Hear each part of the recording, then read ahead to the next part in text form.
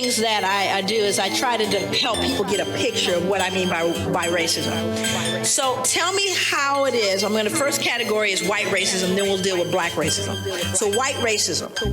Tell me the ways in which white racism adversely impacts the lives of black people. Just what are the ways that white racism can adversely impact the lives of black people as a group? What are some of those ways? I'm sorry? Power, but how is that defined specifically? Education, okay. I'm sorry? Economically, employment. What else? Housing. What else? Policing. Why are we here today? Healthcare. Okay. Now, we can actually kind of grow that list. Now we're going to move over to black racism.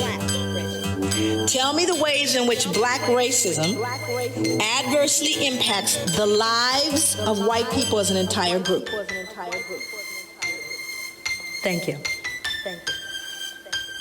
The reason why you become silent, there's one that always comes up, and that's fear. White people are afraid of black people. They are afraid of us. And it's a very interesting thing because black people know it. We know white people are afraid, but you have to start getting into the psychology. What are you afraid of? Why are you afraid? But it's an interesting dynamic. Now, also you see the difference in what racism is, do you not? Racism implies you have not just prejudice, but the power to do something with that prejudice.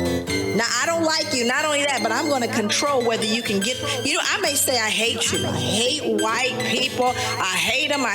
It's not going to change you from getting that, loan. When you go to the bank. I can hate you all the way to the bank. Not going to change. Do you see the difference? That whereas white racism says, not only do I not like you, but I'm going to change the impact of where you can live. I'm going to determine with that racism where your powers are. You following me? And I'm talking about as a group, not an individual, because people said, I remember when my uncle didn't. I'm not talking about your uncle. I'm talking about the whole group. I'm not talking about an incident. That's a difference. But white people are afraid. So let's get into how this fear impacts criminal justice. Because if white people in this room are afraid of black people, guess who else is afraid of black people?